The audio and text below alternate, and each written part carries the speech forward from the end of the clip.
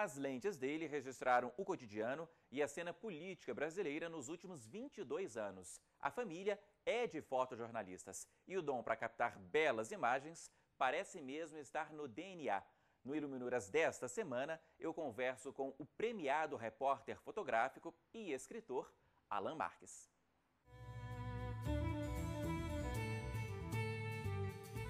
Ele é formado em jornalismo e administração de empresas. Tem especialização em marketing e é mestrando em comunicação. Repórter fotográfico do jornal Folha de São Paulo, Alan Marques acompanhou 2 presidentes em viagens pelo país e pelo mundo e já publicou 4 livros. Alan, obrigado pela presença aqui no Iluminuras. Você tem dupla formação em comunicação, em jornalismo e em administração de empresas. Eu queria saber onde começou o seu interesse pelo fotojornalismo e onde a administração de empresas foi deixada de lado. Não, eu agradeço pelo convite. É um prazer estar aqui. Esse espaço é um espaço muito importante para apresentar meu trabalho e para ter esse meio de comunicação com o telespectador, apresentar os pequenos detalhes da fotografia, conversar sobre fotografia. A administração, acho que eu fiz a administração por acaso, porque não era minha área. Eu nunca atuei na área de administração. Na verdade, eu sempre mexi com fotografia, né? Então, acho que a primeira vez que eu tive contato com uma máquina fotográfica, devia ter por volta de 10 anos. Era uma máquina já profissional, por causa dos meus irmãos, que são fotógrafos. Então, eu sempre cresci ali no meio de câmeras, de rolos de filme, de carretel para revelação, de fotos já ampliadas. Então, estava ali meio misturado com minha infância. Meu irmão mais velho, que era fotógrafo, ele morreu antes de conseguir desenvolver a carreira de forma mais preciosa. Ele me usava ali já como um modelo, assim, com 3, 4 anos de idade. Então, na parte da administração, acho que foi por o acaso que me levou à administração. Acabou organizando minha vida para que eu conseguisse desenvolver projetos e tudo mais, mas minha área mesmo sempre foi comunicação na fotografia. Você falou aí, né, que a influência é dos dois, mas a partir de que momento que você falou, não, eu vou trabalhar com fotojornalismo? Na verdade, a influência dos 3, né? Porque meu irmão mais velho, Paulo Marques, ele acabou morrendo num acidente de carro muito cedo, com 24 anos, mas ele já era editor de fotografia do Correio Brasiliense. Então, ele já trabalhava de forma profissional com fotografia. E ele me usava muito para fazer ensaios, fazer as primeiras experiências dele na área de fotografia. Então, ainda como estudando administração de empresas, eu comecei a fazer um estágio num laboratório fotográfico. Então, nesse estágio que eu comecei a entender mais ou menos como é que funcionava o fotojornalismo, que é mesmo a minha área de atuação. Então, eu aprendi fotojornalismo revelando filmes de grandes fotógrafos, como Gustavo Miranda, como Glaucio Detmar, Ricardo Stuckert, Josemar Gonçalves, Mino Pedrosa. Então, dentro desse universo, que eu comecei a aprender fotografia, os primeiros passos, né? Quer dizer, a influência dos meus irmãos e a inserção já dentro do fotojornalismo. E a sua influência, além dos irmãos, de livros, de grandes profissionais, você já citou, era muito mais a influência de livros como os que você publicou mais tarde, ou era muito a influência do cinema, da TV, de filmes de forma geral? A minha influência sempre foi na área de jornalismo. Eu acho que o grande expoente hoje na área de jornalismo, de fotojornalismo, é Sebastião Salgado. Ele tem uma carreira muito ligada ao fotojornalismo primeiro e depois à área de fotografia autoral. Eu acho que ele é a grande marca da fotografia brasileira e mundial, né? Os jornalistas me influenciaram bastante também. Uma das pessoas que me influenciou muito, porque começou muito cedo na carreira e uma pessoa que tem uma pegada muito boa, Fernando Rodrigues, entende? Então, eu acho que a área de comunicação sempre foi a área que me levou mais para a fotografia. Fotografia como um meio de me comunicar. Foi depois desse seu estágio no jornal, ali no laboratório, que você resolveu entrar para a faculdade, não foi isso? Depois eu entrei na faculdade de comunicação. Por quê? Porque a fotografia eu já entendia bem desde sempre, né? Andando do lado dela, andando literalmente junto com a fotografia, porque eram meus primeiros passos de gente, como um ser consciente, e também meus primeiros passos dentro da fotografia. Só que sou muito curioso e tentei entender como é que funciona a comunicação social, porque a fotografia inserida no jornal, mas existe tantas coisas que você pode fazer e a universidade é muito importante para isso, para entender a área de vídeo, a área de texto, hoje a internet, que é muito importante. Legal, eu queria já começar falando sobre os seus livros, que a gente tem muita coisa aqui para mostrar. O Caçadores de Luz é o seu primeiro livro feito em parceria com seus dois irmãos, Lula Marques e Sérgio Marques. Foi uma experiência familiar, de cronista.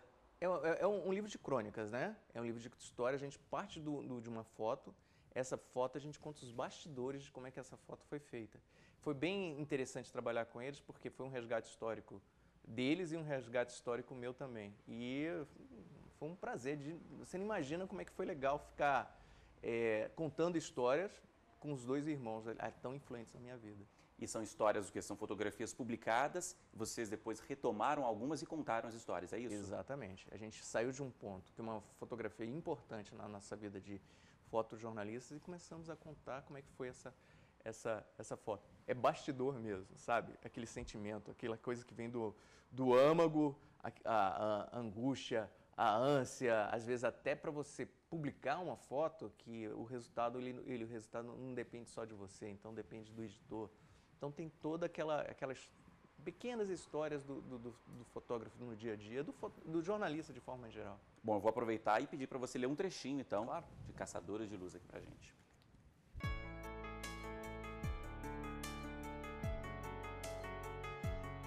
A minha primeira pauta do ano era fazer os últimos momentos no cargo do então presidente do Brasil, Fernando Henrique Cardoso. Comecei às 6 da manhã no Palácio da Alvorada, residência oficial do presidente. O governo FHC tinha um desfecho triste, com a alta inflação, o dinheiro desvalorizado e o desemprego galopante. Na minha mente embaçada pelos excessos da véspera, o clima de melancolia ia além dos eventos da virada e se misturavam com essa minha primeira pauta. Alan, já vou partir aqui para o segundo livro, de um presidente para o outro. Nunca antes, aqui são os bastidores já do governo Lula, não é isso? Isso. Esse livro, eu comecei em 2002, que foi na campanha do presidente. Era ele com o Serra. Então, eu comecei acompanhando a campanha e fui até o último dia dele. Aliás, o último dia já na virada que ele entregou o cargo para a atual presidente, a presidente Dilma Rousseff. Então, são 88 fotos e elas que vão de 2002 até 2011. 1º de janeiro de 2011. Tem alguma delas aqui que seja especial, seja mais importante? Eu gosto da foto da capa, que é essa foto que foi uma entrevista que o presidente Lula deu para a Folha de São Paulo. Era uma entrevista importante. Eu tinha levado um estúdio para montar uma luz que fosse uma luz que desse uma plasticidade para a foto. E ele soltou uma frase para o Kennedy Alencar, que era o repórter que fazia a entrevista, que achei que para mim, era a frase da matéria. E aí, depois dessa frase, eu fui buscar a imagem que desse solução para a matéria. Então, o que ele fez? Ele chegou e falou para o Kennedy, se Jesus Cristo fosse brasileiro, ele teria que fazer acordo com Judas se ele tivesse votos no Congresso Nacional. Então, eu procurei uma solução para essa foto. Então, essa foto é apenas uma fração de segundos. Na hora que ele junta a mão, ele faz um gesto, na hora que ele fala alguma coisa. Ele, não era na frase, mas ele bateu aqui e eu registrei. Então, é só um fragmento do instante que era a imagem que foi síntese daquela entrevista. O terceiro já é bem diferente. Bombagai, a luta no Haiti após o terremoto que devastou o Haiti em 2010, milhares de mortos, de feridos. Você passou lá 20 dias, não foi isso? Algo como 20 dias. Eu fiquei no Haiti, eu fui também pela Folha de São Paulo para cobrir o terremoto. Cheguei lá 2 dias depois. E quando eu cheguei, a gente ainda tinha muita coisa destruída, tinha gente sendo atendida e tudo mais. Então eu fiz a cobertura, que é uma cobertura hard news, para o jornal. Só que a produção fotográfica foi assim tão grande que eu me senti inspirado a desenvolver um trabalho autoral em cima desse evento, um evento dramático, como você falou, algo como 200 mil pessoas morreram. Então eu pensei, vou fazer um trabalho sobre a ação dos brasileiros, né, que é muito importante porque vários brasileiros estiveram lá para ajudar, inclusive o Exército Brasileiro, que foi essencial. Eles estavam ali como pacificadores e passaram a ser uma ação de emergência. Então uma ação assim maravilhosa. Então o livro foi isso, era o povo que estava com sofrimento, a ação do Brasil, né, nessa área e minha visão mais autoral. E como é que você separa nessa hora, Alan, de tanta dor, a parte pessoal com a profissional? Não tem como separar, você está fotografando, está sentindo. Tanto é que nesse trabalho, uma das coisas que eu evitei imagens que fossem dramáticas demais e que tivessem um impacto que não respeitasse a relação humana. Tanto é que todas as minhas fotografias eu sempre procurei o olho do personagem, como a foto da capa, que essa senhora, ela está preparando um biscoito de barro para a família. Esse biscoito de barro é mesmo que sustentava a família durante esse período tão dramático. É um biscoito misturado com ervas, o barro da região e um pouco de manteiga. Então eu fui atrás desse tipo de leitura, respeitando o que estava acontecendo, uma coisa muito dramática, e respeitando também a pessoa. Bom, para terminar, um livro novinho, de 2014, As Ondas do Mané Garrincha, o estádio aqui de Brasília. Uhum. Quanto tempo para produzir esse livro aqui, Alan? Nós ficamos 3 anos. 3 anos produzindo, porque a ideia surgiu junto com o Lula, meu irmão do meio, né? Que o mais velho é o Sérgio, o Paulo, que já faleceu, era o mais velho de todos. E aí a gente teve a ideia de fazer uma abordagem diferente para a construção do estádio. Estádio puro concreto. E a gente foi atrás dos operários. E a gente tentando humanizar o máximo possível essa história do concreto armado, com aço. Então a gente foi atrás das pessoas. Agora, a foto da capa é a foto da cobertura do estádio. Eu queria que você escolhesse uma aqui para a gente, vou fazer esse outro pedido, uma que você acha que seja fundamental. Essa foto aqui, eu acho que ela é a foto mais interessante, porque quando você olha, você pensa que são dunas, né? Alguma coisa como Lençóis Maranhenses, mas não. É um fragmento da cobertura. Então, é como se funciona a fotografia. A fotografia de forma como narrativa, você consegue proporcionar várias leituras. Então, isso daqui é a cobertura do estádio. Então, uma coisa que seria um detalhe sem vida, acaba dando vida por causa da fotografia. Eu gosto muito dessa foto. Que não é minha, é do Lula. Um ponto importante que a gente vê na fotografia é a gente trabalhar sempre com a narrativa. Então, quando a gente faz o fragmento quando a gente percebe o fragmento dessa foto, você vê que ali tem uma narrativa diferente.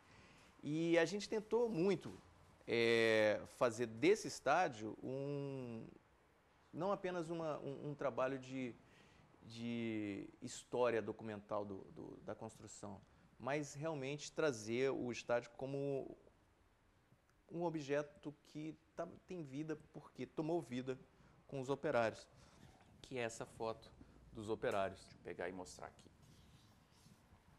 Por que você gosta tanto dessa, Alan? Essa área aí é a arquibancada. É onde, agora em junho, né, é onde os torcedores assistiram os jogos. Então esse ponto aí, esse ponto é um ponto que você percebe que a transformação de todo o estádio e a característica dos operários que estavam ali trabalhando, desenvolvendo a função deles, depois isso daí vai tomar outra dimensão. Uma outra cara, né? E eu gosto disso porque dá um pouco de referência àquela famosa foto dos Beatles. Bom, com essa foto a gente se despede. Alan, muito obrigado pela sua participação aqui com a gente. Eu agradeço. O espaço é importante e é um meio de comunicação que a gente tem que sempre aproveitar, apresentar meu trabalho e comunicar com um público tão qualificado. Obrigado, Alan. Bom, e o nosso bate-papo continua daqui a pouquinho com a advogada e escritora Adriana Antunes.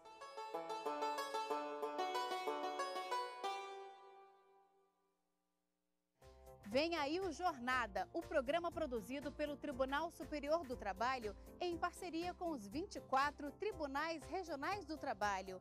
Todas as semanas, vamos fazer uma viagem pelo Brasil para descobrir o que a Justiça do Trabalho tem feito para melhorar o atendimento ao cidadão. Nossas equipes estarão presentes em todos os TRTs. Vamos mostrar que programas estão sendo colocados em prática para que o cidadão conheça melhor seus direitos e deveres. Trabalho seguro, processo judicial eletrônico, saúde no trabalho, execução trabalhista, combate ao trabalho infantil. Tudo isso e muito mais você encontra aqui no Jornada, toda semana na TV Justiça.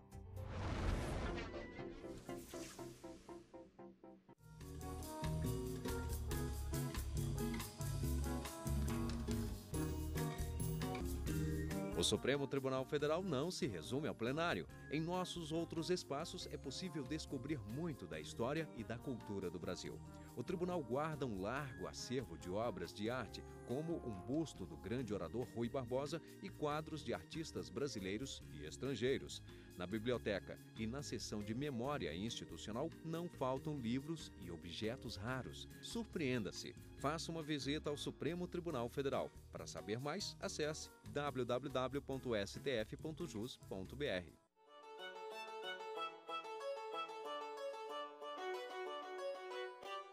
O Iluminuras está de volta para conversar agora com a advogada e escritora Adriana Antunes.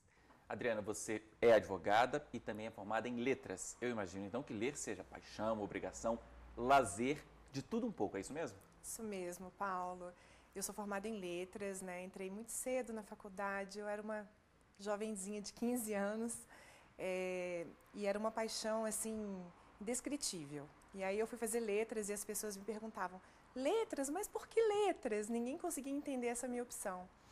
E eu fiz o curso, assim, vivendo com livros, lendo, escrevendo. Eu acho que eu li 5 centenas de livros. Assim, uns 500 livros, consegue imaginar isso? Durante a faculdade? Durante a faculdade, né? E depois fiz o curso com muita alegria, me formei e fui dar aula. Fui dar aula de quê? De língua portuguesa e de redação. Muito nova, com 19 anos, 20 anos. Já era professora? Já era professora. Professora na época que a gente ainda tinha um registro de professor. Então, assim, uma caminhada bem gostosa e na qual eu aprendi bastante também, né? E quando é que o direito entrou na sua vida, Adriana? Então, o meu irmão mais novo, ele foi fazer vestibular e eu fui com ele fazer inscrição para o vestibular dele. E eu vi aquela sensação, os jovens fazendo inscrição, aquela alegria, e eu ainda me considerava nova. E eu falei para ele, vou fazer também. E ele disse, para quê? Eu falei, para direito. Mas por quê? Você não vai passar, você não estudou, aquela época que o vestibular era, né, igual o nosso Enem hoje em dia, né?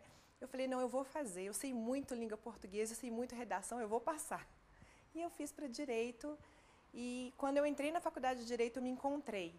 Eu já tinha essa paixão por livros e quando eu entrei na faculdade de direito que eu vi que eu tinha mais livros para ler, eu falei, gente, eu estou no paraíso. E aí eu cursei a faculdade de Direito também aqui em Brasília. E você tem, assim, escritores preferidos? Tem lista de escritores preferidos? Como é que você se organiza? Eu acho que os escritores preferidos são... A gente muda, né? Eu acho que até a própria mutação do dia a dia, o cotidiano, a gente tem os escritores que estão em evidência, aqueles que não estão. Então, assim, não sou muito rígida, muito flexível com essas escolhas. Então, eu posso te dizer que, às vezes, eu me pego lendo Shakespeare. Eu comprei livros no estrangeiro também, nas minhas viagens, assim, livros variados de escritores completamente desconhecidos e que são, assim, sensacionais. Né? E tem os nacionais que a gente pode citar, por exemplo, eu gosto muito da Ana Beatriz Barbosa, que é uma psiquiatra que escreve livros que nos ajudam na nossa profissão, né? Mentes Inquietas, eu estou lendo agora Mentes Consumistas, olha só. Então, assim, eu não tenho uma variedade, eu vou desde o clássico até um livro popular que está ali no topo dos mais vendidos, né, que a gente pode dizer que não é um clássico, mas é um livro muito bom. Agora, você tem um escritor preferido, o que está lá no topo? Tenho, eu acho que todo mundo tem, né? Eu gosto muito de poetas, romancistas, eu gosto muito de Lord Byron. Ele mexeu muito comigo, o jeito, o romantismo inglês, o jeito que ele escrevia. Eu li as obras dele em inglês, então eu acho que fica um sentido ainda mais claro para aquilo que ele queria dizer. Eu gosto muito dele também. Aqui, também posso citar, eu já citei Shakespeare, tá? E no direito, olha só, no direito a gente tem escritores assim, sensacionais. Eu gosto muito do livro dos Delitos e das Penas, Cesare Beccaria, o Marquês de Beccaria. Eu acho que todo mundo deveria ler, na faculdade ou depois da faculdade. E não precisa ler uma vez só, não. Eu acho que a gente tem que ler umas 2, 3 vezes, porque é um livro que foi escrito no século XVIII, mas ele é tão atual, ele revolucionou o direito penal e o direito processual penal. Eu gosto muito dele. Vou fazer uma pausa aqui, Adriana, aproveitar para a gente conhecer, você citou 2, vou escolher um deles aqui, para a gente conhecer um pouquinho mais sobre Lord Byron. George Gordon Byron, conhecido como Lord Byron, nasceu em Londres em 1788 e foi um poeta britânico e grande influente do romantismo no século XIX. Seus poemas trazem uma crítica social e apresentam temas relacionados à tristeza e melancolia. Byron morreu na Grécia em 1824. Hoje, Adriana, você está lendo o quê? Hoje eu estou lendo a biografia de Nietzsche. Eu peguei emprestado da minha mãe, eu acho que ela não sabe ainda, vai saber agora. Eu também estou lendo um outro livro que eu também trouxe na minha viagem. Um livro nada biográfico, assim, nada... chama A Ordem das Coisas, que é um livro de curiosidades, né, que vai dizendo... fala das camadas da atmosfera, fala quantos presidentes os países já tiveram. É um livro, assim, de curiosidades. Acho que só mesmo para ficar alimentando e passando o tempo também. Até falando sobre a sua mãe, você me contava antes da entrevista, antes da gente começar a gravar, que ela também teve muita influência na sua carreira, né? Conta pra gente aqui. Conta. Minha mãe chama Shane Antunes, é poeta, é escritora, pioneira aqui de Brasília, carioca. E ela escreveu livros, né, de poesia e foi colunista do Correio Brasiliense. Ela tinha uma coluna de crítica literária. E aí... as editoras mandavam os lançamentos para ela poder ela fazer as devidas críticas, né, os comentários. E a nossa casa tinha muito livro, a gente dava livro, né? Então, assim, eu, 10, 11, 12 anos de idade, o que tinha na minha casa? Livro. Então, não tinha como ser de outra forma, né? E eu acho que, tenho certeza, isso passa de geração para geração, porque meu filho pequeno, ele tem 7 anos, e outro dia eu peguei ele com um livro na mão, de Dostoiévski. E eu disse, o que você está fazendo com esse livro? Ele disse, eu quero saber quem é o idiota. O nome do livro era O Idiota, de Dostoiévski. Eu acho que, como os livros estão à sua volta, não tem como ser diferente, né? Você acaba absorvendo aquilo e eu acho que ele vai ser um grande leitor, principalmente. Ele está adiantado, né, para ler O Idiota com 7 anos? Pois é, eu também acho. Bom, mas está explicado aí por que você escolheu letras, né? Verdade, verdade. Tinha livro à beça na sua casa. Tinha muito livro na casa, tinha muito livro. Agora, Adriana, falando sobre a escritora, Adriana, você tem 3 livros publicados. Não é isso? Sobre o que eles tratam? Qual é o assunto? O assunto é língua portuguesa. Eu publiquei 3 livros de língua portuguesa gramática para concurso público, né? E, como eu falei, a influência de letras, do curso de letras, enfim, eu sou escritora e eu acho que a língua portuguesa é essencial para todo mundo, né? O operador de direito, eu acho que eu não preciso nem mencionar mais do que isso, né? Então, eu publiquei esses 3 livros e tenho 2 ainda engatilhados, prontos para sair. Eu creio que em 2015 eu consiga lançá-los, né? E um deles é de retórica e argumentação jurídica. Tá? Eu acho que o operador do direito, o advogado, o magistrado, o promotor, a gente lida muito com as palavras, né? De certa forma, no papel, de forma oral. Então, o tempo todo você precisa estar tentando convencer alguém de alguma coisa. Então, a retórica e a argumentação são essenciais para um bom desempenho profissional e a oratória. Então, eu pretendo colocar tudo aquilo que eu aprendi, que eu acho assim, bem interessante, e também reunindo resultados do meu curso que eu fiz em Londres de programação neurolinguística. São sensacionais, a gente tem um pouco de hipnose, tem um pouco de controle cerebral da mente, e eu quero colocar tudo isso num livro de maneira fácil, né, sem muita complexidade, para poder passar isso para o leitor. O O outro é um livro de ficção muito engraçado, com histórias que misturam vida real e ficção também. E esse, eu tenho certeza que vai ser assim, é uma novidade na minha vida, né? Sair um pouco do sério, e eu acho que vai ser um sucesso.